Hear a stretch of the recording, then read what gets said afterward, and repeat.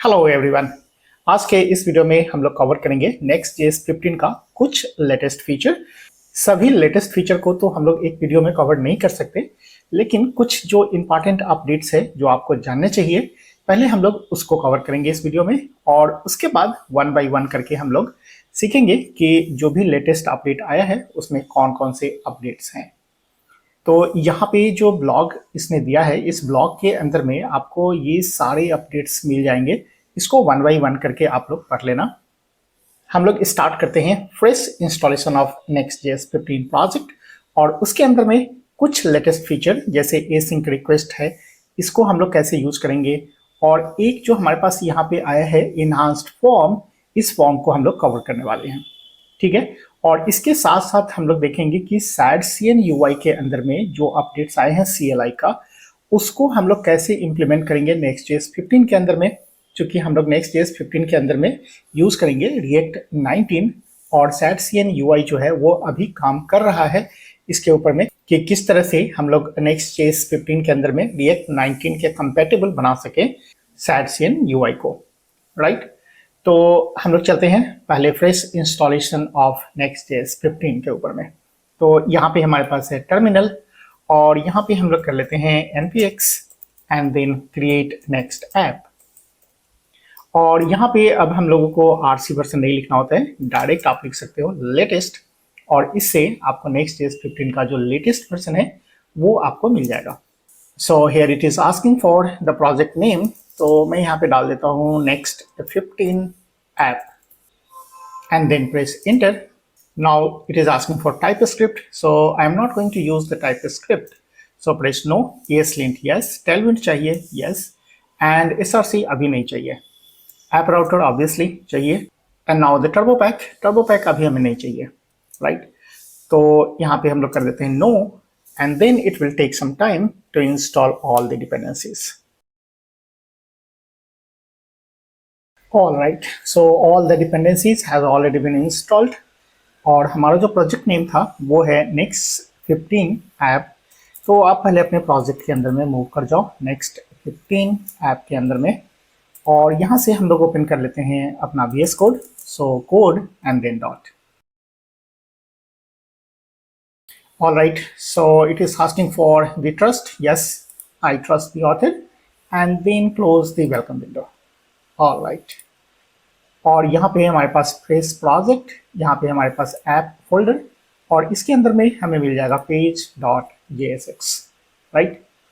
और यहाँ पे आ जाओ आप package.json के अंदर में, तो यहाँ पे डिपेंडेंसीज आपको मिल जाएगा।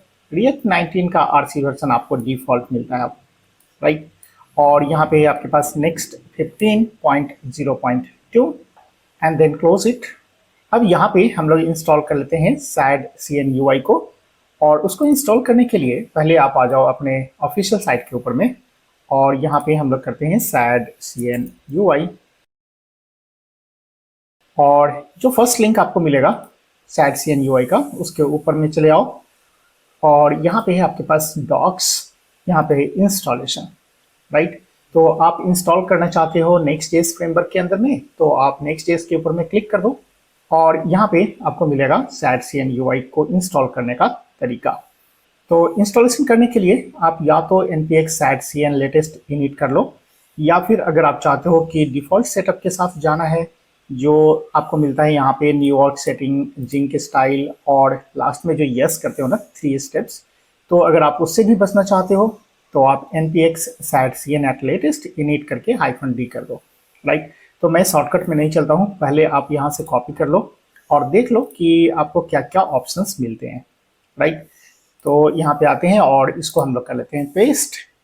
Alright, so first of all it is asking for the style, तो हम लोग यही डिफॉल्ट रख लेते हैं न्यूयॉर्क स्टाइल। और इसके बाद में कलर पैटर्न आपको कैसा रखना है, तो नेचुरल, ग्रे, और जो भी स्टाइल है आप यहाँ पे एक्सपेरिमेंट कर सकते हो। मैं चलता हूँ स्टोन के साथ। CSS वेरिएबल चाहिए, एंड देन यहाँ पे आपको ध्यान देना है कि हम लोग यूज़ कर रहे हैं React 19 वाला, और React 19 के साथ ये खुद ही बोल रहा है कि अभी हमारा जो क्लियर डिपेंडेंसीज है उसके साथ कुछ इशू है, हम उसके ऊपर में काम कर रहे हैं। ऑलराइट, तो अगर आप चाहते हो कि बाई फोर्स इसको हम इम्प्लीमेंट करें, तो आप या तो यूज़ कर लो ऊपर वाला use force, otherwise you can use here use legacy peer deps. तो मैं चलता हूँ सेकेंड ऑप्शन के साथ एंड देन प्रेस एंटर। तो ये क्या बोलता है कि अभी जो कुछ ऐसे कंपोनेंट्स है SAT यूआई के अंदर में जो फुल्ली कंपेटेबल नहीं है React 19 के साथ, लेकिन वो धीरे धीरे अपडेट कर लेगा। अपडेट होने के बाद में आपको ये ऑप्शन नहीं पूछेगा, डायरेक्टली आप इंस्टॉल कर सकते हो। Alright, so it is successfully installed और यहाँ से हम लोग कर लेते हैं अपने डेव सर्वर को start. So here is npm run dev। Now our server is up and running. और आते हैं अपने ब्राउजर के ऊपर में और इसको रन करके देख लेते हैं। So here is our local host and port number is 3000। Alright, so we have got the first screen of Next.js 15. Now come back to VS Code and here I'm going to modify the page.jsx। अभी जो default content मिला है वो मैं चाहता हूँ कि यहाँ से रिमूव कर दूँ। तो आप सारे को सेलेक्ट करो और डिलीट कर दो। यहाँ पे हम लोग बनाते हैं खुद का एक डिवीजन और इसके अंदर में हम लोग बनाएंगे कुछ मैसेज और इसमें कुछ आप मैसेज को प्रिंट करके देख लो। तो यहाँ पे मैं डाल देता हूँ welcome to Next.js 15 and then save it. So we have got here the welcome to Next.js 15 और यहाँ पे हम लोग यूज करेंगे dark theme of SAT UI, right. So let's come back to our browser और यहाँ पे है आपके पास SAT UI और यहाँ से आप चूज कर लेना थीम्स। और थीम्स के अंदर में यहाँ पे आपको सेटिंग करने के लिए आएगा डिफरेंट ऑप्शंस। तो आप कस्टमाइज भी करना चाहो तो आप कस्टमाइज कर सकते हो। अगर आप चाहते हो कि ग्रीन रखना है तो ग्रीन रखो, येलो रखना चाहते हो तो जो भी आपको कलर पसंद है वो ऐसा थीम आप यहाँ पे सेट कर लो। मैं चलता हूँ ऑरेंज के साथ, राइट। अब यहाँ से आप क्या करोगे, कॉपी कर लो कोड को और यहाँ पे आपको मिल जाएगा कॉपी ऑप्शन। तो आप इसे क्लिक कर दो, सारा कोड आपका कॉपी हो गया। और उसके बाद हम लोग चलते हैं अपने VS कोड के अंदर में और यहाँ पे आपको मिलेगा ग्लोबल CSS, राइट। और यहाँ पे जो आपको मिल रहा है लेयर बेस, यहाँ से चूज करो और यहाँ तक सारे को सेलेक्ट करके और डिलीट कर देना है। और जिसको आपने कॉपी किया ना उसको आप पेस्ट कर लो। और मुझे चाहिए होगा डार्क थीम। तो मैं चाहता हूँ कि शॉर्टकट तरीके से ये जो रूट अभी मिल रहा है ना ये आपका लाइट थीम होगा। तो अगर आप यहाँ पे आ जाओ वापस अपने प्रोजेक्ट के अंदर में तो ये आपको मिल रहा होगा थीम का लाइट। कोई डिफरेंस आपको नहीं नज़र आ रहा होगा, लेकिन मैं चाहता हूँ कि इसे डार्क थीम में कन्वर्ट करें। तो यहाँ पे आ जाओ और शॉर्टकट तरीका है कि जो रूट यहाँ पे दिख रहा है ना मैं इस डार्क वाले को बना देता हूँ रूट, ठीक है। फॉर द टाइम बिंग ये हमारा डार्क थीम में कन्वर्ट हो गया। अब इसके बाद हम लोग यूज करेंगे Next.js का फॉर्म कंपोनेंट। और ये जो फॉर्म कंपोनेंट है ये फॉर्म कंपोनेंट अभी न्यू इंट्रोड्यूस हुआ है Next.js 15 के अंदर में और ये हमारे बहुत से कामों को आसान बना देता है, ठीक है। जब आप सर्वर एक्शन करते हो या फिर आप जो क्लाइंट नेविगेशन करते हो उस सभी जगह पे आपको ये फॉर्म काम करेगा, राइट। तो हम लोग वापस आते हैं अपने VS कोड के अंदर में और यहाँ पे हम लोग इंट्रोड्यूस करेंगे Next.js का form. So let's come back to app folder and inside this app folder, let's create a folder called components। और इस components के अंदर में हम लोग बनाते हैं एक form और component का नेम हम लोग रख लेते हैं user form .jsx। और यहाँ पे हम लोग ले आते हैं boilerplate कोड और इसकी अभी हमें ज़रूरत है नहीं तो मैं इसे रिमूव कर लेता हूँ। और कुछ स्टाइलिंग हमें चाहिए होगा पेज के अंदर में भी, तो यहाँ से आप स्टाइल सेट कर लो ताकि हम लोग सेंटर में ला सके अपने फॉर्म को। तो class name and then flex and minimum height should be screen and max width will be 4 HL and set the justify center and items center. Alright, let's see the output. तो यहाँ पे हमें मिल गया welcome to Next.js 15 और यहाँ पे हम लोग बनाते हैं एक फॉर्म कंपोनेंट। सो फॉर्म को आपको इंपोर्ट कर लेना है कहाँ से, नेक्स्ट के अंदर मिलेगा आपको form. So write down here form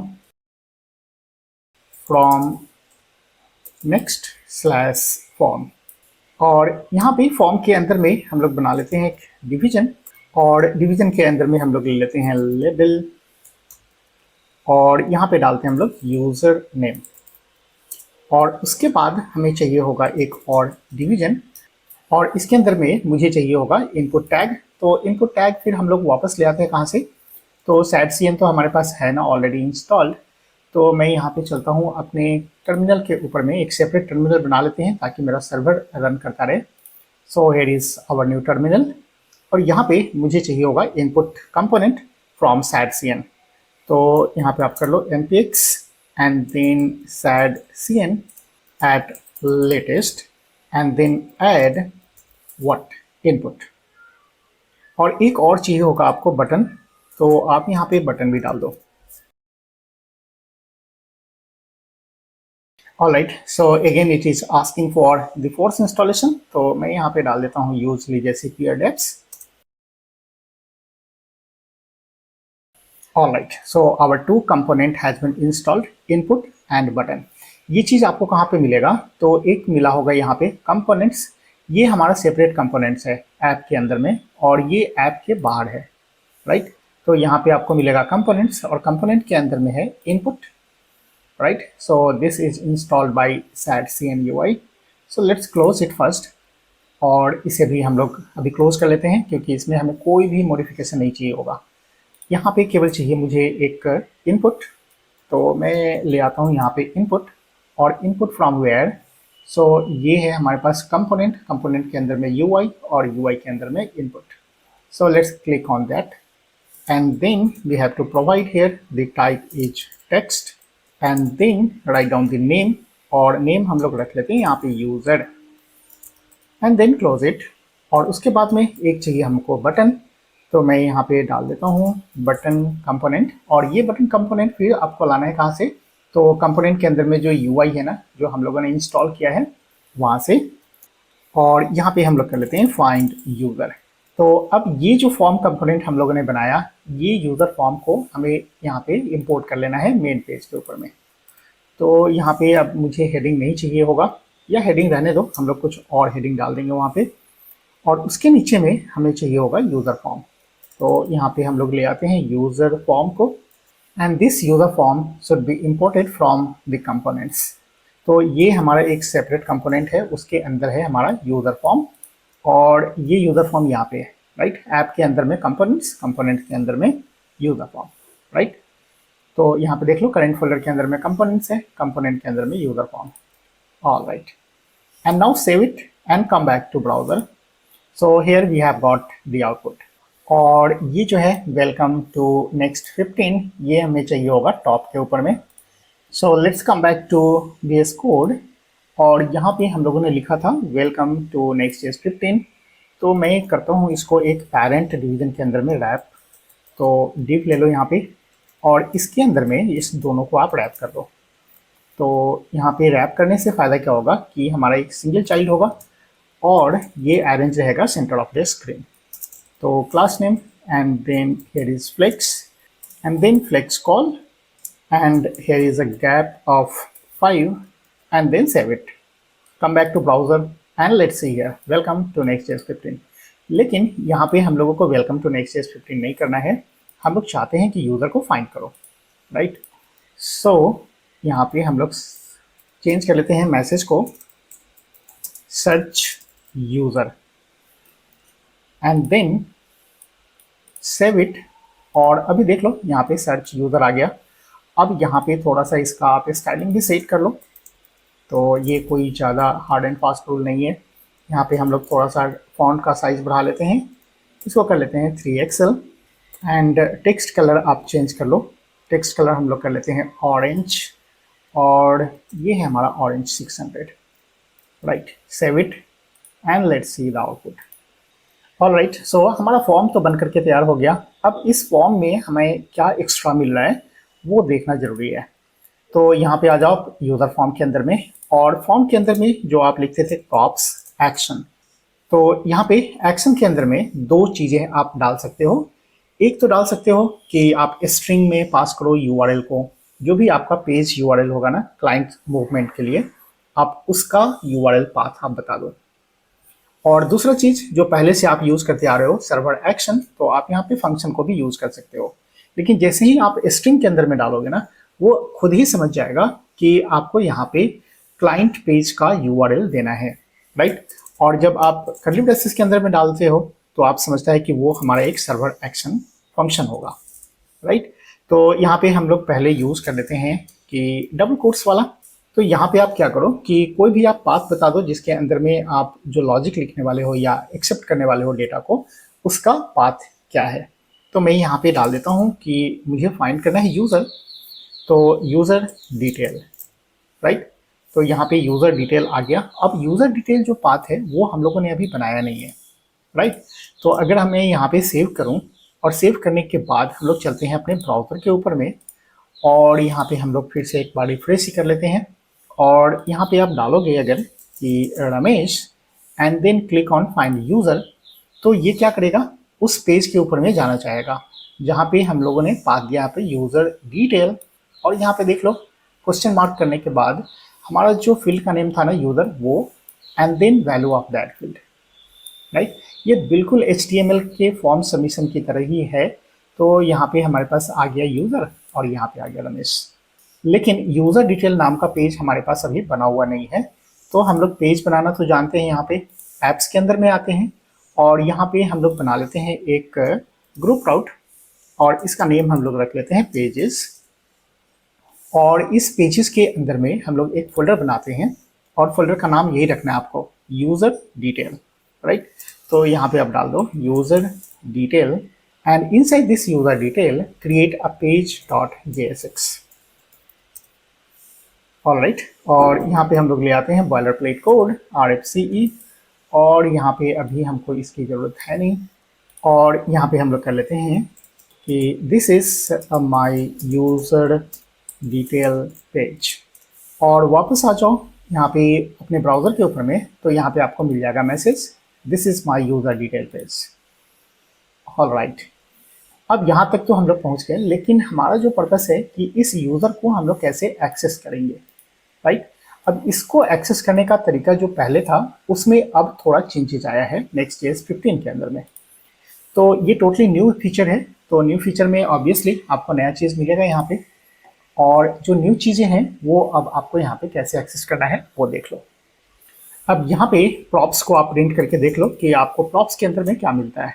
तो यहाँ पे console.log and then print the props and save it and come back to terminal, and here you will get the lot of information, right।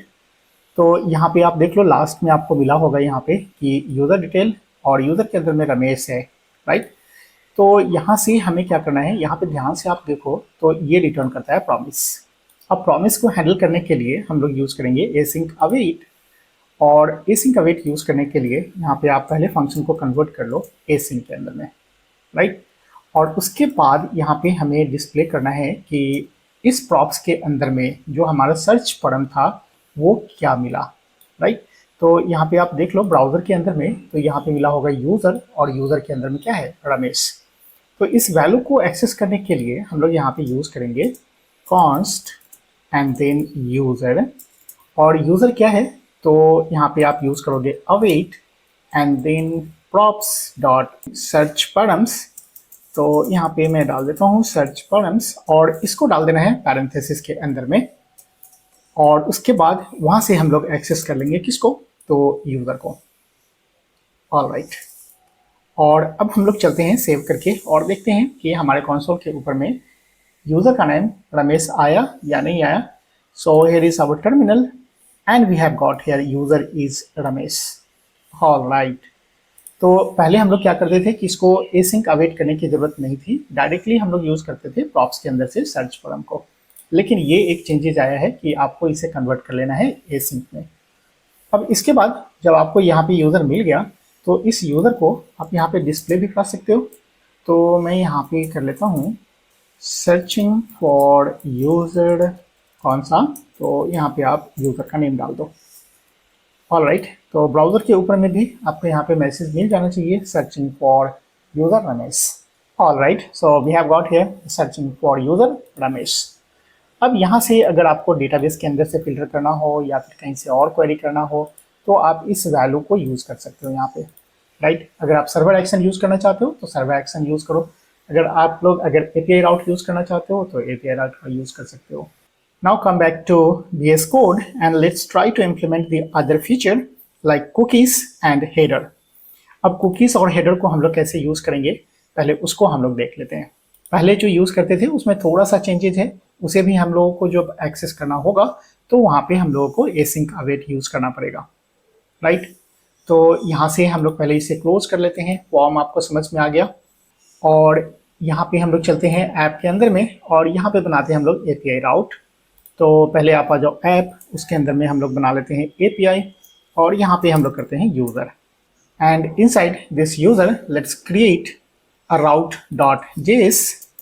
तो यहाँ पे हम लोग बना लेते हैं route.js और यहाँ पे एक गेट रिक्वेस्ट क्रिएट करते हैं। तो यहाँ पे हम लोग कर लेते हैं export and async function get, और यहाँ पे हम लोग कर लेते हैं request and then return next response dot json. और यहाँ पे आप जस्ट एक मैसेज को शो कर लो कि आपका जो गेट रिक्वेस्ट है वो फंक्शनिंग है, राइट। तो मैं यहाँ पे डालता हूँ कुकीज़ का एग्जाम्पल।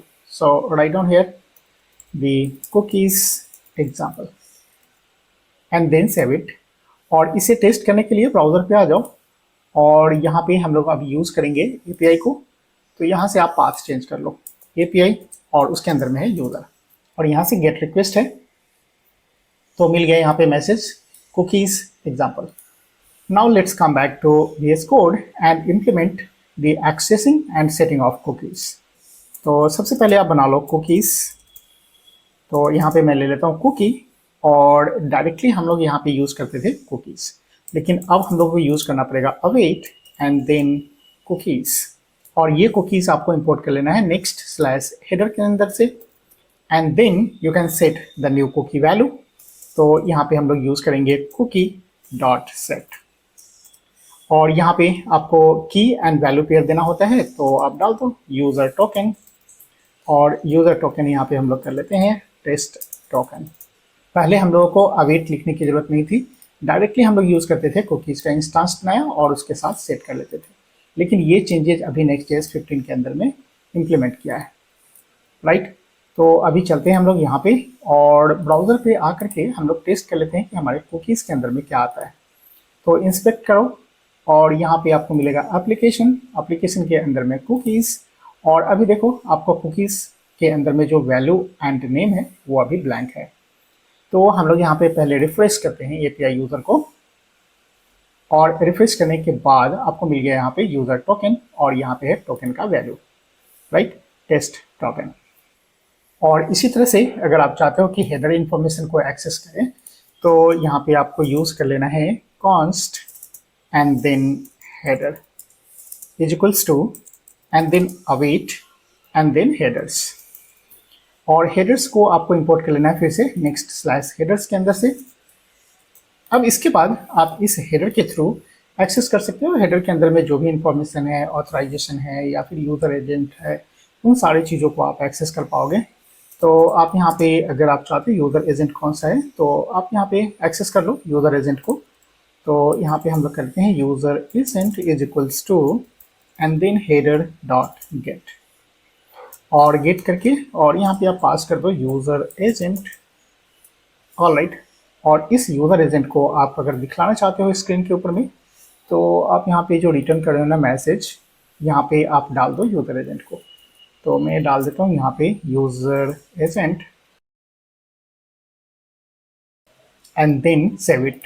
और इसके बाद हम लोग आते हैं अपने ब्राउज़र के ऊपर में और यहाँ पे करते हैं हम लोग रिफ्रेश, और रिफ्रेश करने के बाद देख लो आपको यहाँ पे मिल गया यूज़र एजेंट और ये सारे इंफॉर्मेशन। सो आज के इस वीडियो में हम लोग इतना ही रखते हैं, फिर और भी जो अपडेट्स हैं उसको हम लोग एक एक करके कवर करेंगे। तब तक के लिए बाय बाय।